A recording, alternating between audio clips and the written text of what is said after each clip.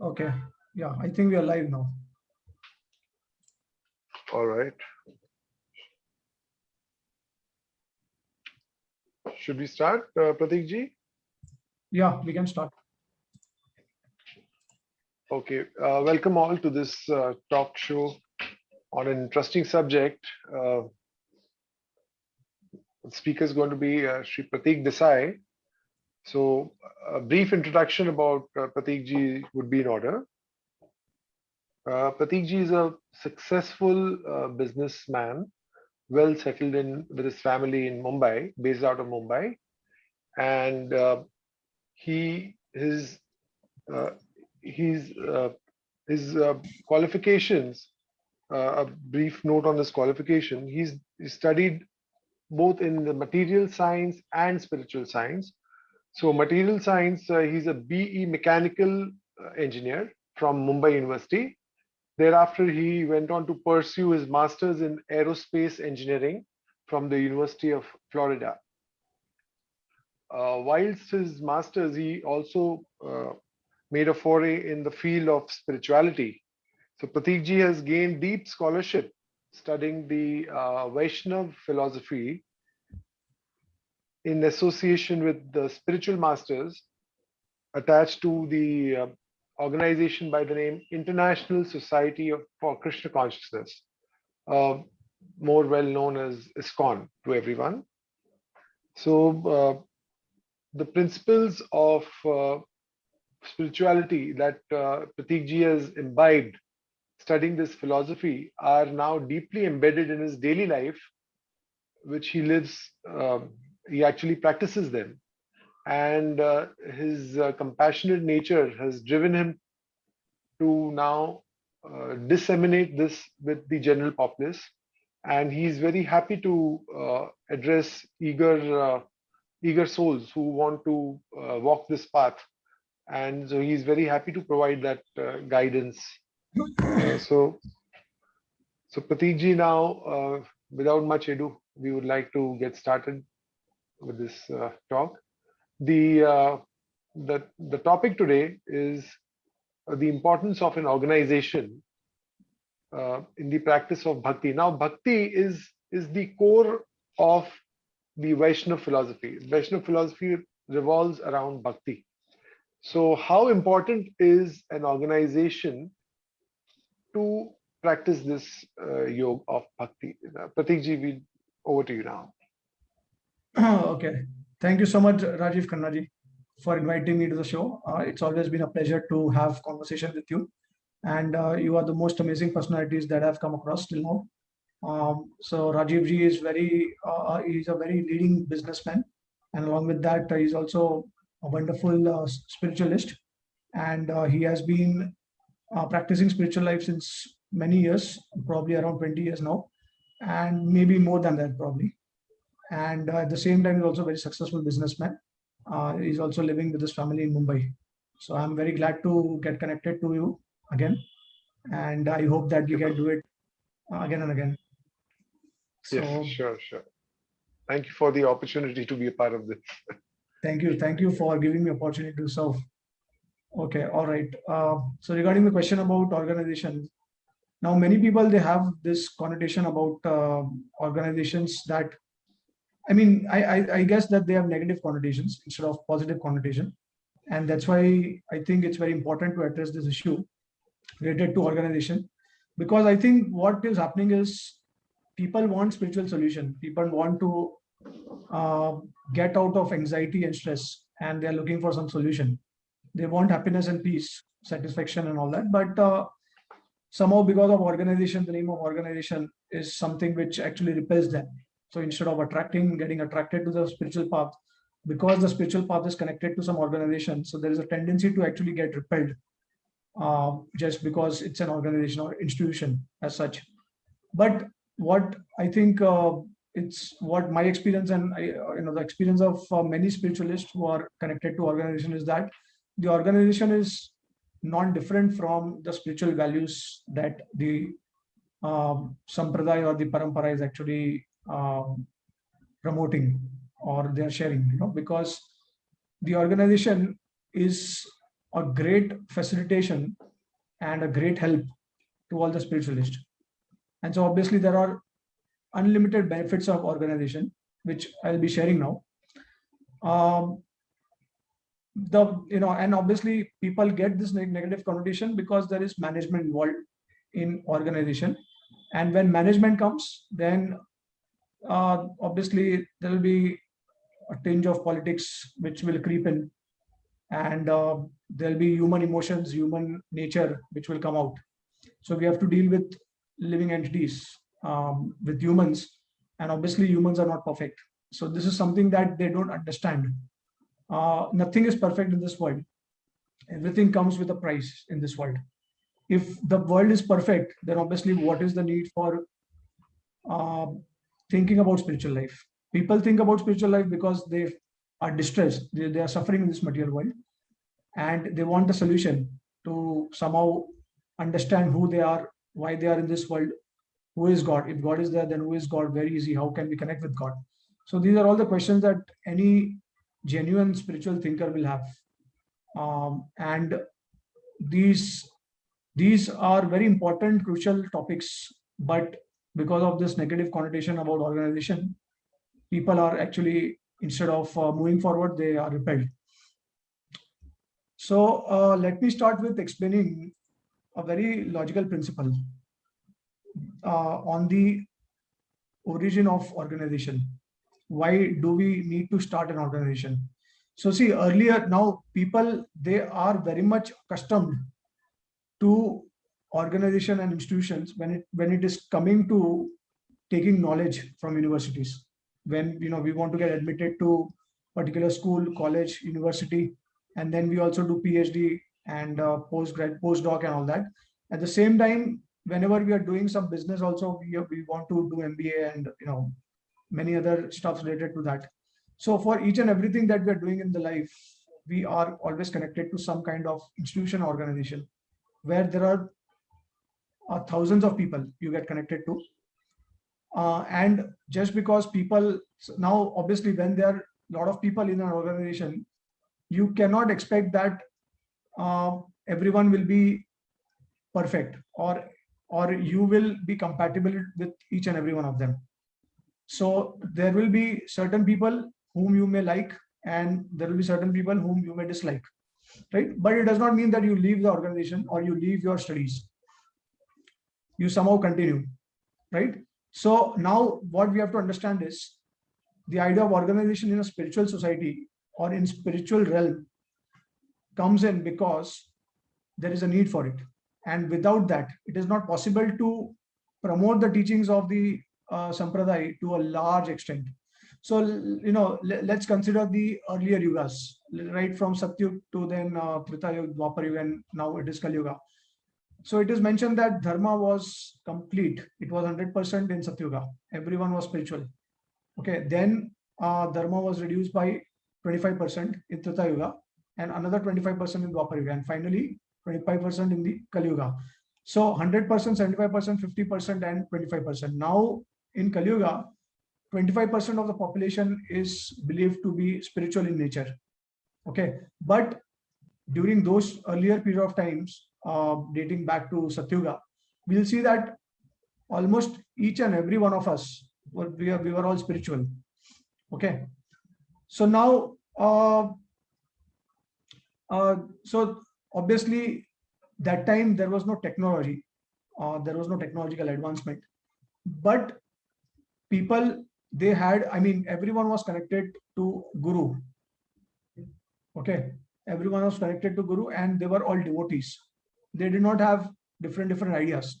Like now in Kali Yuga, there are so many philosophies which are evolving over a period of time, and it's mainly because of our own choice and conditioning. So, like for example, some people, they believe in God, and they believe the process of Bhakti Yoga is the ultimate goal. Some people believe in the philosophy of Buddhism, which is Vaidism, or Sunyavad. Then some people believe in the philosophy of Mayavad or Advaitavad, which is oneness, that ultimately you all become Brahman, the absolute truth. right? And then there is the, obviously we have different philosophies which are not a part of the which do not accept the Vedas. Like we have Jainism, then we have Buddhism, then we have the philosophy of Charvak Muni, and then we have the all Gnostic philosophies, the Sankhya philosophy of Kapila, not Lord Kapila, but the other Kapila, who is a atheistic person. So we'll see that over a period of time, all these philosophies have evolved. Okay, and because the philosophies they have evolved over a period of time, that it means then there will be a section of population, section of people who will be following the same philosophy because of their natural inclination. So let's consider the example of bhakti as a movement. Now, unless and until we have the resources to spread bhakti, it's not possible to connect with people and give them that knowledge. Okay, so we'll see that Srila Prabhupada actually he left Vrindavan and then he went to the Western countries, right? The first thing that he did, I think it was, so 1965 was the period when he reached US, New York, and immediately after a span of 1 year, as soon as he got the opportunity, he incorporated ISKCON. So see, this is something which is very interesting, because it's not that ISKCON as a society was evolved after a few years or maybe after 10 years online. Prabhupada was here for about 12 years. So from 65 till 77, Prabhupada was here in this earthly planet. And he did not wait for ISKCON to be incorporated at the end of his last year, of his passing year, right? That was 77. He actually did before that. So that means Prabhupada also knew that there is a great need for a society which can unify people from all caste, creed, countries, and actually bring them for a higher purpose to glorify the Supreme Lord. Because we have common interest, people who have common interest, who have spiritual inclination, so they can all come together and they can serve and they can actually render service together. Okay, so we'll see that in the previous yugas, actually there was no need for organization as such, because everyone was spiritually inclined, which was towards the path of bhakti, and at the same time they had their own gurus. There were thousands of gurus that time. Okay, and they were getting the personal guidance and connection from them. At the same time, we'll see that obviously now we have huge temples, big temples. So the process of attaining the Lord was different for different yugas. In the Satyuga, we would attain the Lord by the process of austerities and meditation. Then the process of Treta Yuga, it was through fire sacrifice, yajna. And then in Dwapar Yuga, it was temple worship. So the concept of temple worship was actually kind of started in, started in the sense that it was quite prevalent at the time of Dwapar Yuga. Okay, and later on, at the end of Kali Yuga, now we have, like many temples throughout the world.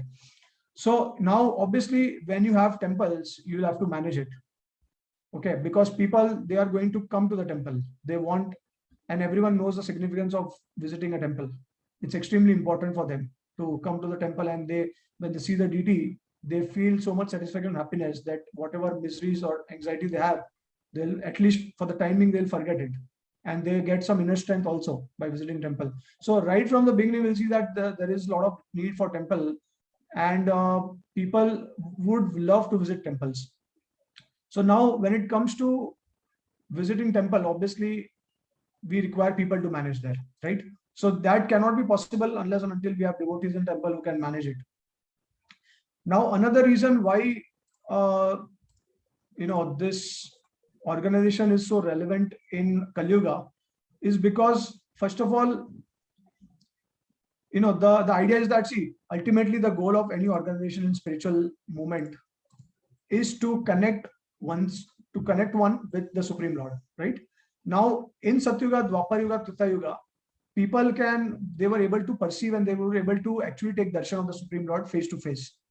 Okay, just by following the process of that particular yuga, they were able to see the Lord with the material eyes. But in Kali Yuga, the Lord does not appear. He does not. We cannot perceive the Lord so easily, and He does not appear uh, uh, in front of our material eyes. He can only appear in the heart. In Kali Yuga, he does not appear um, before our material eyes. He only appears in the form of His holy name. And once we are purified sufficiently, once we attain a very advanced purified stage, then we can see the Lord inside our heart, which means that you can see the Lord, but others cannot see the Lord, because the Lord is actually hidden. Okay, that's why in the Srimad Bhagavatam also there is a verse which is spoken by Prahlad Maharaj to Lord Nrsimhadev, that in Kali Yuga, your incarnations, you are three yuga, because you only appear in the three yugas. You don't appear in Kali Yuga. So what is the meaning of that?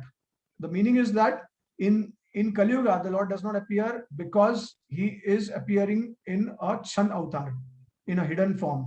He is not claiming Himself as the Supreme Personality of Godhead. He is coming in the form of a devotee. So He is not considered to be directly the Lord. Whereas in other yugas, in Satyug, Treta, and Dwapar Yuga, the Lord was appearing directly as a Leela avatar. Okay, but in Kali Yuga, the Lord does not. He does not give His darshan to the conditioned souls. But in previous yugas, He was giving darshan. So now, if you want to connect the Lord, with the living entities in this world, then you must provide a way to make that connection. If you don't provide a way, means to make that connection, the Lord is not going to appear. He is not going to be perceived to you, right? And there is a process to see the Lord and to attain the Lord and to have a relationship with the Lord. So that is explained by our acharyas in the Vaishnava Sampradayas, how we can actually attain the Lord. So one of the main reasons is that we cannot perceive and we cannot see the Lord in Kali Yuga, and the Lord appears in Kali Yuga in the form of His holy name.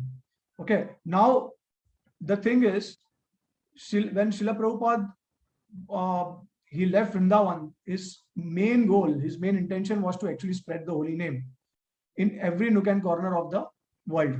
That was his intention. That's why he left Vrindavan, and then he went to New York. He established ISKCON immediately after his arrival, within a span of 1 year. And then somehow, by making disciples and then assigning them services, he was able to spread the holy name at least in major cities of the world. And then he also established 108 temples. Okay, so now see, what we can see from this evolution is that Prabhupada went single-handedly, but then he came up with a organization. In fact, it was amazing that, in spite of being with his only few disciples, he was able to foresee the future. And somehow he named the society as International Society for Krishna Consciousness. He did not even name it as Center for Krishna Consciousness. He actually named it International Society, because he knew that the holy name is going to spread. And that was actually the prediction also from Chaitanya Mahaprabhu, from different Vaishnava acharyas, and I will be sharing those predictions also. So because of these predictions, Srila Prabhupada was very confident that if I will not be able to spread the holy name, then anyways the holy name is going to spread automatically, because it's already been predicted in the scriptures as well as by Chaitanya Mahaprabhu and by the scriptures, by the Vaishnava acharyas. So what Prabhupada did, Prabhupada tried his best to spread the holy name, and he somehow the situation was arranged in such a way that he was the only one selected for spreading the holy name. There were so many devotees, exalted Vaishnavas during his time, but somehow they were confined to their own place of devotion, and they were not able to come out of that. So Prabhupada was the only one actually who took Krishna's holy name to each and every nook and corner of the world. Okay, now when you spread the holy name, we have to remember one thing, that holy name can definitely bestow the ultimate goal, okay, for each and every one of us. But the problem is that there is a process to chant the holy name. There is a way to chant the holy name with all humility and with with all we have to avoid the offenses to the holy name. because people are not aware of the offenses to the holy name. So unless and until we avoid offenses to holy name, the holy name is not going to reveal to us. And so it's a prerogative of the Lord to reveal or not to reveal. Okay, that's his prerogative. And he will do it only to one who has pleased him. Okay, so we cannot purchase the Supreme Lord just because we are doing some service for him. But when the Lord is pleased with our service, then he will reveal himself to us. So now this entire process of connecting with the Lord, it requires multiple aspects of bhakti. It is not just limited to chanting the holy name, but it requires the establishment of temples. It requires the process of knowledge to basically transmit knowledge, to help and guide devotees who are in the path, to uplift them through the process of knowledge, through the process of practical application, through the process of service. Now, service is actually the manifestation of practical aspect of devotional service, because we may speak big things about bhakti and all, but unless and until we become humble, unless and until we have a service attitude, unless and until we realize that we are all servants of the Supreme Lord, we are all connected to each other. Till that particular time, the holy name is not going to reveal to us. So even though Kali Kali Naam Rupe Krishna Avatar, that in the Kali Yuga, Krishna appears in the form of the holy name, but in order to realize Krishna in the form of his holy name, it is very important that we chant the holy name in the proper attitude, in the proper spirit. Okay, so there is a process to follow that. And because of that, we require the association of devotees. The Shastra, the scriptures, you'll see that each and every Vaishnava scripture, they glorify the association of devotees, taking guidance from them very thoroughly. You'll see that almost 70% of the scriptures, they glorify the association of devotees, especially to take their guidance, to associate with advanced devotees, okay, to take their help. So sadhu sang sarva shastra kahe, lava matra sadhu sang sarva siddhi hoye. So this is very important. Lava matra sadhu sang sarva siddhi hoye. Even a movement association with a pure devotee actually can bestows the highest destination.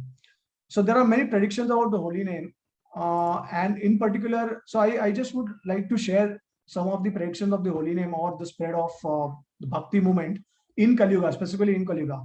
So in the Pratisarga part of the Bhavishya Puran, chapter 20, verse 71 to 73, it is mentioned that, in fact, there is a prediction, and it is said that Lord Jagannath, the Supreme Lord Hari, spoke these attractive words for the welfare of all. The Malechas who are born from mixed countries, ruled by descendants of Kashyap, who are basically the descendants of Kashyap Muni, they are kind of demons. And the Sudras will become Brahmanas by initiation. They will wear shikhas and Brahman threads and will become well versed in the uncontaminated fruit of the Vedas, the Srimad Bhagavatam. They will worship me by the yajna prescribed to the Lord, the protector of Sachi Devi, Sri Chaitanya Mahaprabhu. So this is given in the Bhavishya Puran Pratisarga part. Then there are several Vaishnava acharyas belonging to Ramanuja Sampradaya, and they have predicted that there will come a race which will tread the earth with raised hands and vertical tilak on their foreheads, will chant the names of Hari. This will destroy the influence of Kali. And another prediction says that the pure devotion to Hari, devoid of karma and gyan, will grow and grow like a banyan tree, covering the whole world, teaching everyone who takes shelter of that. Okay. Then Madhvacharya, the renowned saint Madhvacharya, Vaishnava Acharya, in the Madhva Sampradaya. So he predicted that the real knowledge of difference between Jeev and Hari and the service of Hari will spread all over the world very shortly. So Madhvacharya actually he had taken birth in Kali Yuga, okay, prior to Chaitanya Mahaprabhu, and so this is what he's predicting. And then the Bhagavad Mahatmya of the Uttarakhand of Padma Puran, Bhakti Devi herself, she says to Narad Muni that idam sthanam parityajya videsham ganyata maya. I will leave this country, India, and go abroad. And so Chaitanya Mahaprabhu also said that my Senapati Bhakta, or my commander-in-chief, will spread the holy name throughout this world. And that prediction is given in the Chaitanya Bhagavat. Okay. So, and Chaitanya Mangal also, I think. So we'll, clearly from the references of the Vaishnava Acharyas, from the Shastras and from Chaitanya Mahaprabhu's prediction, we'll see that the holy name was supposed to spread in Kali Yuga. So see, this is the way and means by which the Lord is actually connecting each and every one of us in Kali Yuga. Because Kali Yuga, the souls are very conditioned.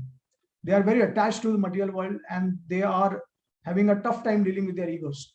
So in order to facilitate and to encourage them, the Lord has given the most easiest process of all the other processes, which is chanting of the holy name, just by chanting. But there is a price to pay for it, and that price is you have to chant it purely. Now, see, even if you consider that, okay, why even that much burden we are been given by the Lord? But if you think about it seriously, you will actually understand that at least that much has to be done. So basically, what is the meaning of chanting purely? Chanting purely means to not commit any offenses, and offenses are the 10 offenses to the holy name. And offenses basically means what? It is aparad. Aparad means something that you do against Srimati Radharani. Radha, aparadha. So something against the desire of Srimati Radharani. And Radharani is actually the Ladini Shakti of the Lord. She is actually the personification of bhakti, right? The topmost devotee of the Lord. So because of her mercy, we actually can get connected to Krishna. So now, if we do certain things which the Lord does not appreciate, does not like, then obviously we commit, we are going away from the Lord. And one of the things, one of the most logical things that we do is basically to not respect the devotees, to offend the devotees. Because see, we in a family, a father will be offended when the siblings will fight amongst each other, or he will be most unhappy, right? He will not take it personally so much. If the child will actually offend the father directly, he will not take it so much personally. But if the child will actually disturb, or he will offend others who are very dear to the father, okay, then the father will be most affected by that. He will be most unhappy. So it's very logical. The entire process of offenses is, giving up offenses is to make sure that we don't do certain things which is not approved by the Lord, okay, which is against His will. So once we rectify our habits, our past sinful habits, and our dealings with offensive dealing with other living entities, then the Lord is very pleased. So once we are out of it, then the Lord is very pleased. So that's how He's going to reveal to us. Now, as I said, that this requires the establishment of multiple things for the facilitation of bhakti. So temples are required, books are required, because we have to study scriptures, we have to associate with sadhus, and then we have to actively take part in the services. For example, we have festivals like Janmashtami, Radhashtami, Ram Navami, Narsimha Chaturdasi, all these Vaishnava festivals we have. So there is a lot of glorification in the scriptures that if we do some service, if we participate joyfully in these festivals, then we attain a lot of mercy of the Lord. And that's how we actually come close to the Lord. So the Lord will reveal to us very quickly by these activities. So now, in order to manage millions of people, organization is very important. And I will tell you one more, very relevant story. Okay, this is a beautiful story which will make sense, because it's basically about how the holy name was actually spread. Okay, and so what happened one time, long time back, when the British rule was there. So that time the Britishers, they attacked different parts of the southern provinces of India, and they were not able to conquer one particular province where the king was very strong. So they were not able to conquer that king. But what happened is, later on, somehow they made a treacherous plan and they tried to deceive the king. So what they did, they invited the king and they asked him to start some kind of trade with them. Okay, and the king was, he was absolutely fine with that. So then what happened is, they invited the king and they took him, and they asked him that, kindly show us the places around the southern provinces of India. So he went, the king went with the British rulers, and somehow they happened to visit a temple, a South Indian temple, a Vishnu temple. And inside the temple, now the British, the Britishers, they had made, a complete plan to somehow knock out the king. Okay, and so they had carried with them all the weapons and everything. So as soon as they got the opportunity, they shot down the king, and along with the king were his ministers also, a couple of ministers. So all the ministers except one remained alive, and rest of them all died. So now somehow after that they all escaped from the temple, and this minister was actually hiding behind. He was hiding behind the deities, and so after the killing and everything, after the entire massacre, he came out, and then he spoke with the deity of Vishnu, and he asked Lord Vishnu that in front of you the king has been killed. Why it happened? Why did you allow this to happen? And Vishnu actually replied to the king. He said that actually this was my desire, because I want the British rule to spread in the entire world, so that English as a common language will be spread, and through that English, through the medium of English language, a great devotee will be taking birth, and he will actually spread the glories of the holy name via English language. So actually the language got purified, the language got delivered, English language, because this language, because of this language, it has benefited people across the world.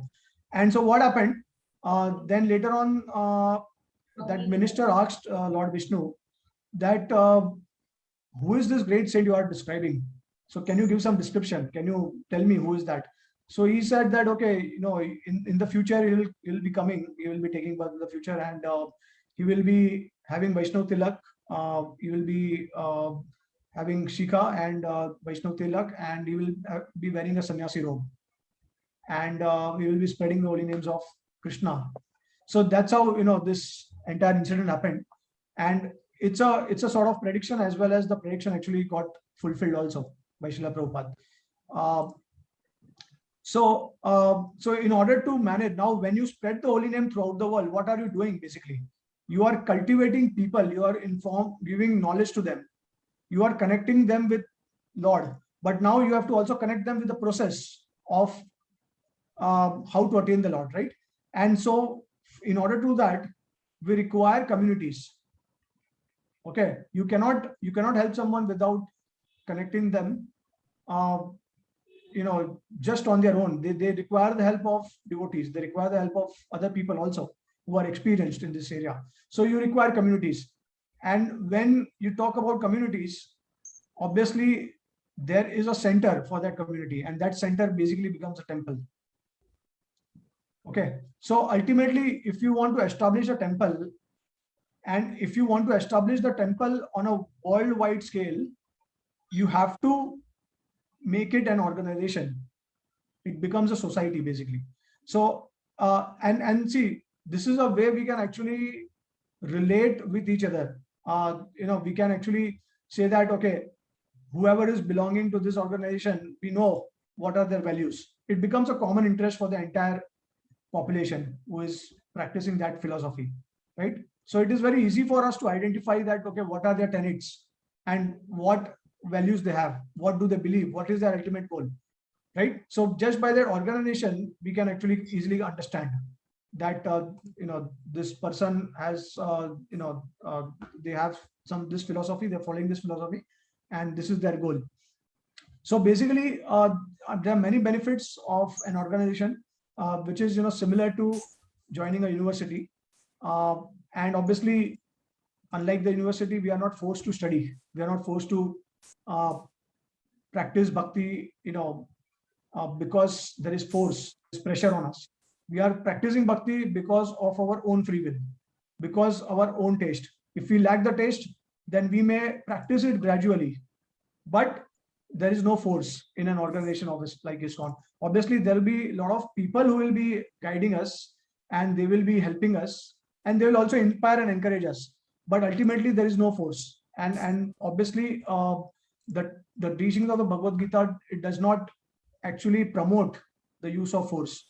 Krishna himself does not actually enforce Arjuna to actually to become his devotee or to fight for him. So at the end, we know that Krishna is asking Arjuna, so okay, you have heard the entire Bhagavad Gita, now do you want to fight, or do you still want to go away? So that's an option that Krishna left for Arjuna to decide. And And obviously the philosophy, the entire bhakti philosophy is based on love, and love cannot be forced. For love to exist, there has to be free will, there has to be a choice. Then only you can actually you can say that, okay, I love a person because I would like to please him and I would like to follow what he likes. Okay, so there has to be a voluntary choice for that.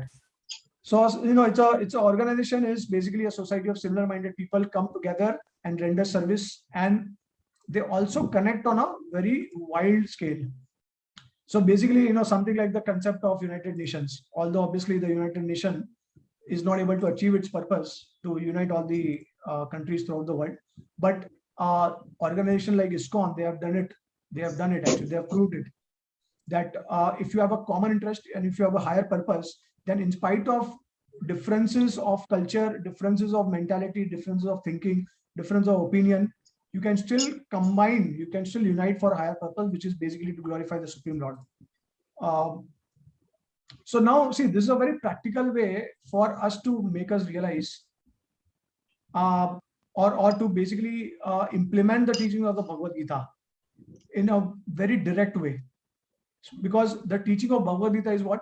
Mamai Vamsha Jiva Loke Jiva Buddha Sanatana. Right? That each and every living entity is my eternally my fragmental part and parcel. So now, unless and until we realize this, that we are all servants of Krishna and they are all somehow they are going to be connected to the Lord. Maybe not now, but in the future they will be connected to Lord. So we start identifying as our brothers and sisters, and that actually creates a wonderful atmosphere also, an atmosphere of spiritual consciousness, or where we have a unity amongst diversity also, right? So a very practical application we can actually realize through the establishment of an organization. And so one time it is also very interesting that his name is Radhanath Maharaj. So he mentioned one time that in Kali Yuga, it is actually much more difficult to cooperate with others. Rather than to perform austerities in Satyuga, to conduct fire sacrifice in Treta Yuga, and to worship the Lord in the temple in Dwapar Yuga, it is even more difficult to actually cooperate with people in Kali Yuga, because the tendency of people to fight is so strong. The ego is so strong in Kali Yuga, and that's why to cooperate now. So you'll see that when there is an organization, people get together and they are united, they cooperate. So in spite of disagreements, in spite of different opinions, still there is unity. Now, although obviously we have different opinions amongst others, because they're all individual living entities, so we'll have different opinions.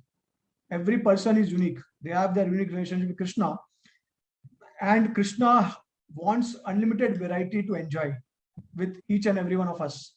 And because of the unlimited variety, Krishna has given us that individuality, so that because there are unlimited living entities, and that's why there is unlimited variety also that Krishna can exchange with the living entities. So basically, organization also will give a platform to come together to celebrate the festival of the Lord.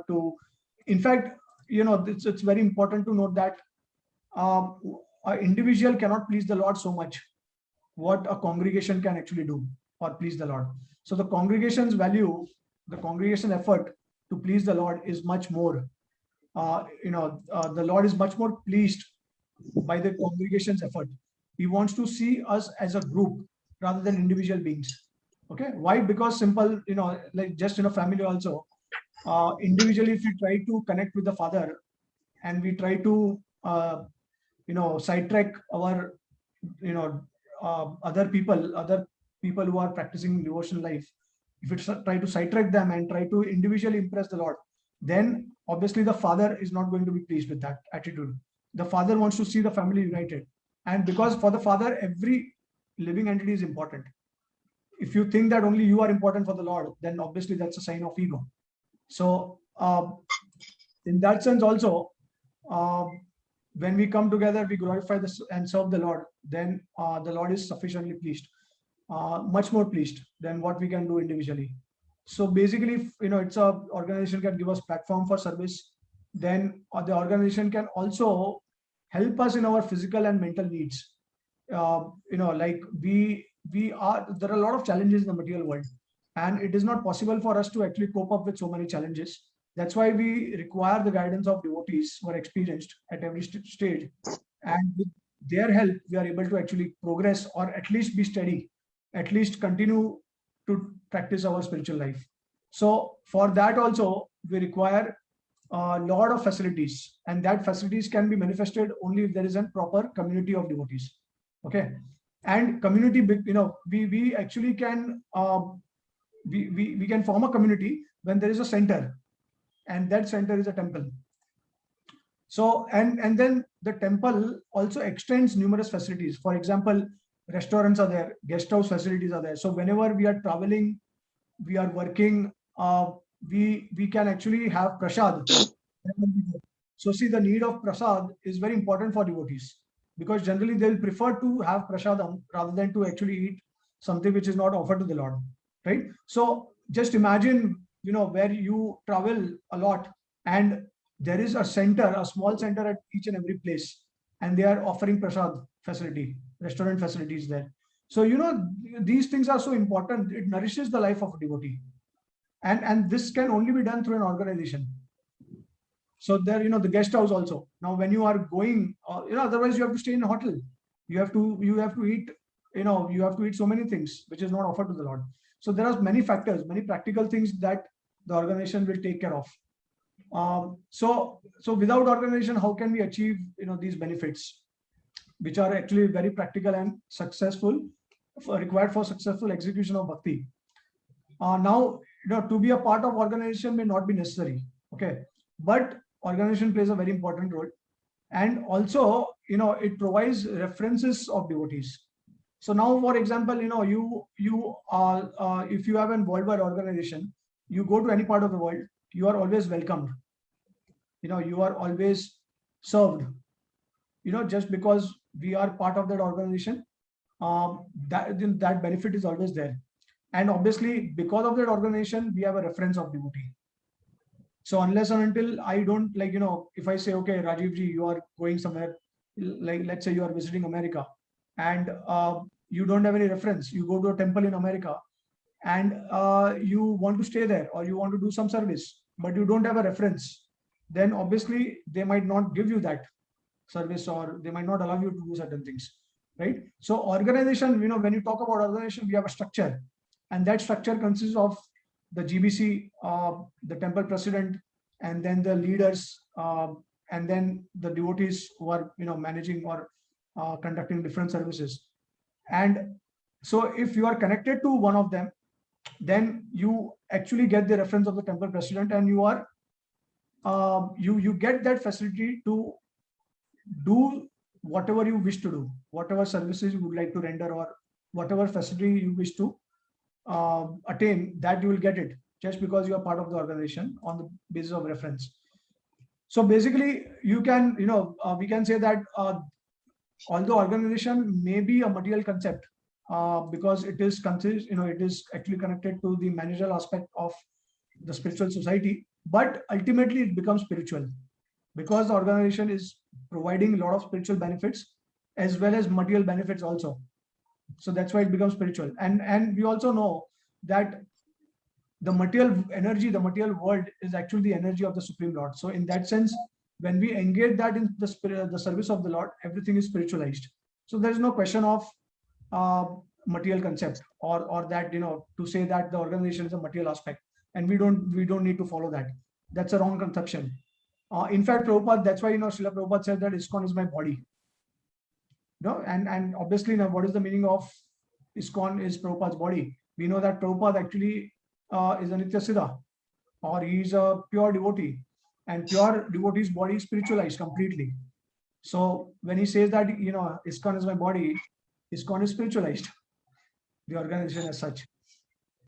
So yeah, and obviously it was Srila Prabhupada's desire, and I think it is the desire of any Acharya or Vaishnava, that the devotees, they are protected nicely, they are taken care of nicely, they are maintained properly, they are guided properly, right? And so so that we can all get nourishment in our devotional lives. At the same time, we can also advance, and and we can all try to satisfy the desire of the Acharya. So Prabhupada said that your love for me will be shown by how you cooperate with each other. That was the ultimate. Okay, that was the ultimate instruction by Srila Prabhupada. And so this is very important. Okay, this is very important. It basically means that unless and until you cooperate with others, you cannot advance in spiritual life, because cooperation is a sign of an advanced spiritualist. Because humility is an integral part of the Vaishnava, and humility cannot exist without cooperation, right? So there is no question of advancement when you cannot cooperate with others.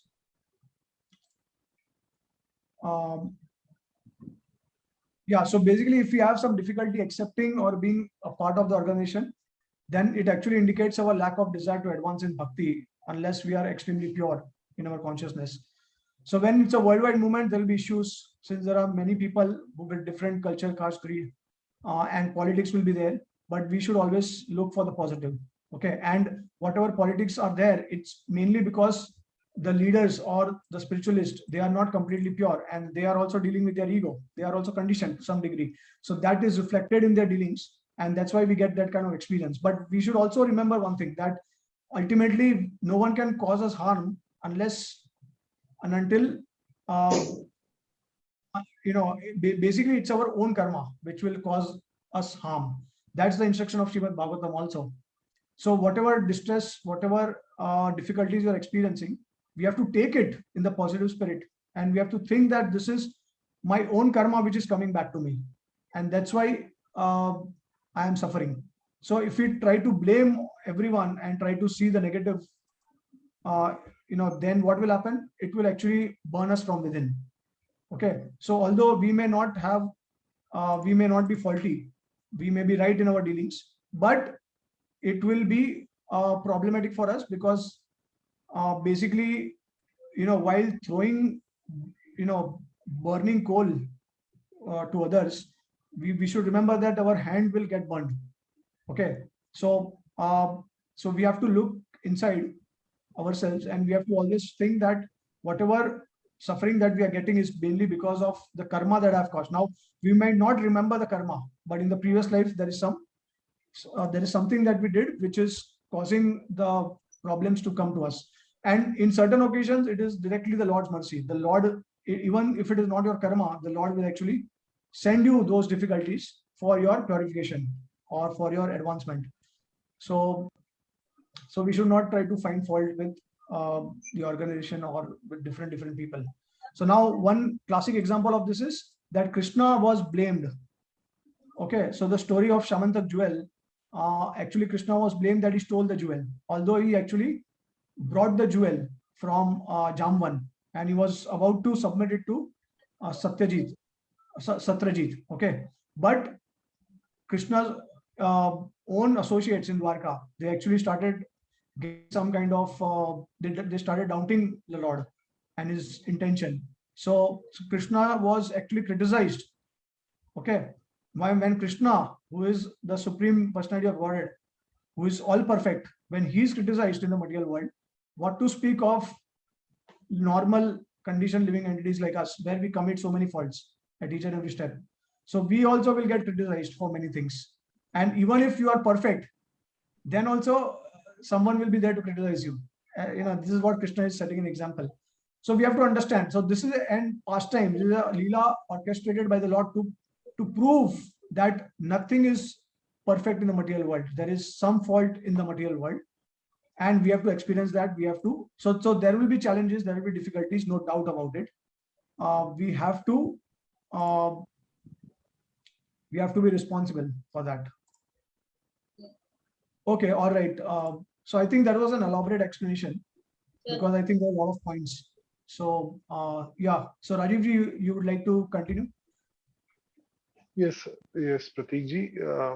So that means this organization basically provides an individual a spiritual family, right? It helps connect with the spiritual family, which can provide us the platform that is conducive to advancing in the path of bhakti or spirituality. So it makes those things possible, because otherwise, in this material world, maybe it's very difficult. So this organization is basically to serve that purpose, right? But Yeah, does it exactly. mean that, yeah, but does it mean that if I join this organization, that I will automatically progress spiritually? Is that sort of a guarantee? Is that a Yeah, given? yeah. So nothing works automatically, whether it in the material world, whether it be the spiritual world or the spiritual process, nothing will work automatically. We have to put efforts for that. But certainly, being a part of the organization, it will open up more avenues, more and more avenues for taking advantage of association of similar-minded people and practicing bhakti in their association, and that will greatly facilitate our active participation. So, like, many times we see that certain things we are not able to do ourselves, and we require the encouragement and help of others, fellow beings, right? So they will kind of push you for certain things. Obviously there is no force, but depending on the relationship, they will push you for some certain things, and you will be encouraged for that. So you will try to, and then obviously when you keep hearing about so many people doing wonderful services for the Lord, they are doing so much for the Lord, then you also get a desire and inspiration to do something for the Lord, right? Automatically. So in that sense, uh, does not mean that you will progress just by being in the association of these people, because ultimately at the end of the day you have to fly your own plane. Okay, nothing, because for that also you must have a free will. So free will basically means that, okay, so even after hearing from everyone, after um, getting inspiration from people, if you still do not want to continue and or enhance your service, then it is up to you. So in that sense, the free will play a very important role, and the process won't be automatic. But yeah, you will the environment and the circumstances will be much more favorable for your progress of spiritual life.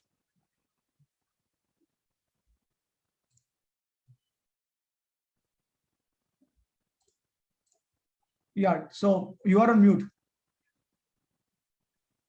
Yes, sorry. So how can the leaders, the seniors in this organization, judge our spiritual progress? What is the yardstick? I mean, how do they come to that Yeah, yeah. point where they? So see, generally speaking, leaders, unless and until they have a connection with you or they know you personally and you accept them as authority, they are not supposed to judge you. So leaders aren't supposed to judge unless they are in authoritative position and also have pure intention to rectify for our benefit. So only Guru and well-wishers whom we trust and advanced devotees and the Lord, actually they are the ones who actually can rectify us, and they can actually judge us because their judgment is perfect without any ulterior motive, and they want us to improve, they want us to get purified, so that's why they will be able to lead us. But so now what happens is the most common experience in a worldly organization is that uh, people are actually frustrated, they are burned off because of bad experience with the leaders. So this is something that we have to actually be careful, that not to associate very closely with people who are into politics or who are um, not serious about advancing in spiritual life. That judgment, that discrimination we have to make. And even if there is a criticism from a leader, we should not take it so seriously. Okay, we should just ignore it. We should avoid it, because we should also understand one thing, that if a leader or a senior does not know us, then how can he say something? And especially when you know that you are right, because of certain circumstance you have made up a choice, and according to that situation it was the right choice. So even if in spite of that, if a leader is actually criticizing and he's trying to belittle us, then obviously we have to ignore that. So we cannot, it's not necessary that we have to be close in close touch with that leaders. So leaders are just meant to facilitate and serve. They are meant to encourage us, right? But the main aspect of rectification comes from Guru, comes from our well-wishers, the devotees whom we trust. Okay, so we have to be careful. So we have to choose our association. Just like in universities, in schools, we have chosen our association. There are many bad students also. There are students into bad habits. Okay, and we stayed away from them. So it does not mean that the entire organization, the entire school has become bad, right? So similarly, in the same way, in spiritual organizations also, we have to, so see, keeping in mind, there are 98% benefits and maybe 2% deficiency. So obviously, we cannot leave just for the 2%. We cannot actually sacrifice the 98%. So many benefits we are receiving from an organization. How can we actually leave it? Right? Does not make sense. So we have to be careful that we choose the right association and we connect with the right people.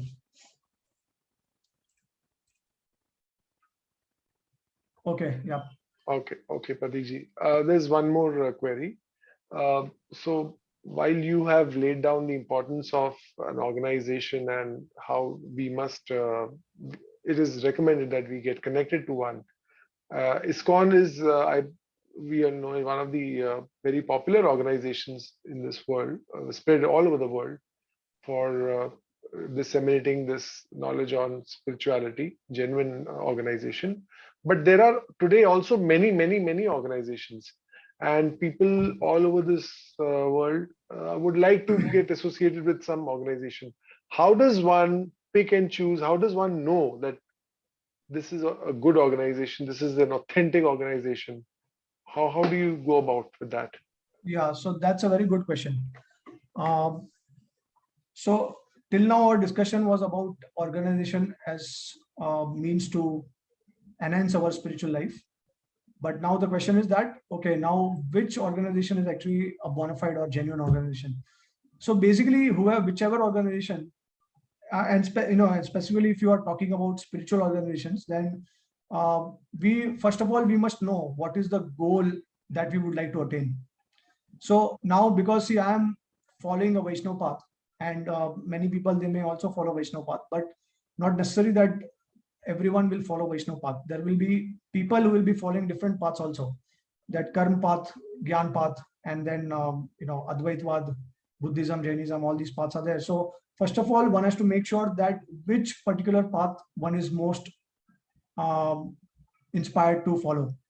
Okay, the goal that one would like to attain, and depending on that, one will automatically choose an organization. Now, obviously, there will be probably around 10-15 organizations who are following that goal, which you want to also follow. Now, within those 10-15 organizations, which one is bona fide? So now that is something which we have to check, we have to scrutinize. And wherever people are representing the teachings of their parampara, right, in a pure way, without any adulteration, that particular organization is bona fide. And obviously they should have a link also. It's not that someone has created their own organization, right? I mean, there are people who are actually doing that. Spiritualists who are creating their own organization, they don't have a link, they don't have a parampara. So how do we know what they are teaching is bona fide? Who is the authority? Who is their authority? Right? Who is that person's authority who has created this organization? So that's why there are, obviously it's a separate topic altogether, the benefits of having a sampradaya. Okay, that's another topic which is kind of related to having benefits and having organizations. So similar to that, we have a benefit of having a sampradaya also, and it is actually 100% safe. There is no chance of facing any issues with a sampradaya. But if we do not have a sampradaya, there is only probably 1% chance that it is bona fide. And so like if there a self-realized person has appeared in this world, and and what are the symptoms of self-realized person? He's like 24 hours connected to that path. He's not deviated.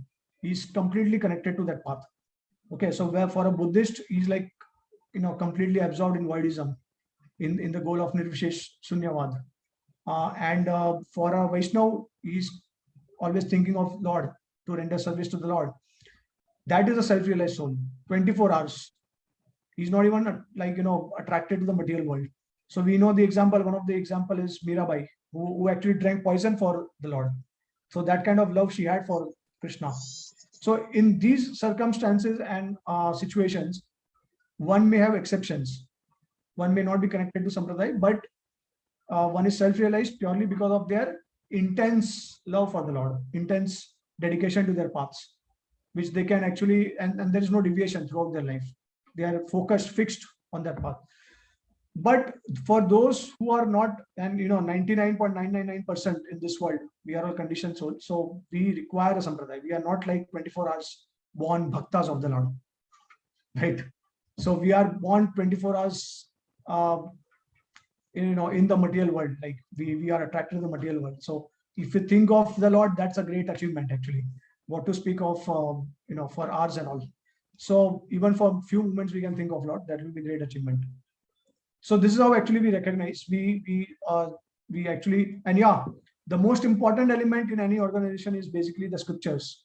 See, it's a very logical thing that let's say for example, even the country as such. Okay, now what are the values of the country? What are the principles? What are the beliefs that the country has?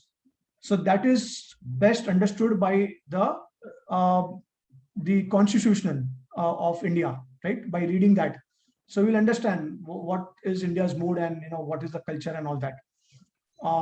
So actually the ultimate evidence of any particular organization or a sampradaya is the scripture. If there is no scripture in that organization, that means there is some lacking, because scripture is actually not different from the Supreme Lord. So if you disconnect scripture from the parampara and organization, it's a self-created organization or a parampara.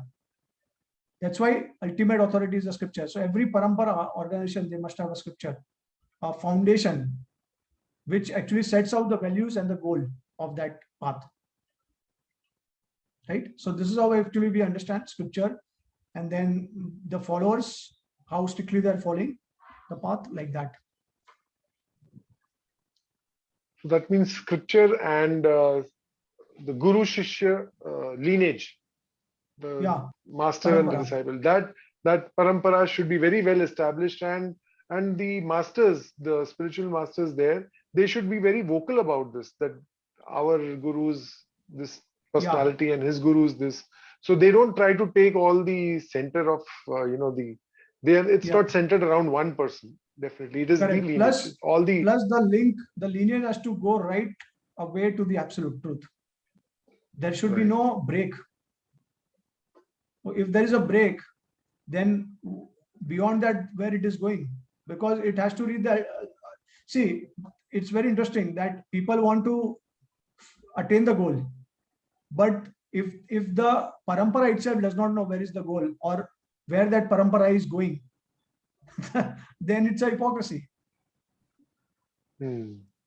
So they should know the goal, and it should connect, that lineage has to connect to the absolute.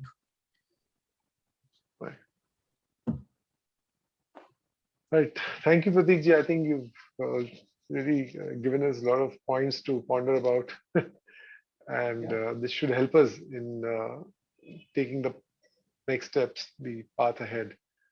And I think we are already running more than 60 minutes, 1 hour, our decided time. So it's almost 1 hour. Yes. So, yes. So thank you so much, any Rajiv, closing? for your time. I really appreciate you are awake. Generally, you are sleeping early, but because of your dedication and your attitude of trying to serve people, you are sacrificing yourself, your time and everything. No. So that's really appreciated. Thank you. I think I gained a lot out of this session. And do we encourage our viewers, if they have any queries? Do we give them a chance to put forth any questions? Maybe we can take one or two questions, like if they have. Okay, sure. Over to the participants, if they have any queries. Okay, they can raise their hand and post a or they question. can directly speak also. Okay.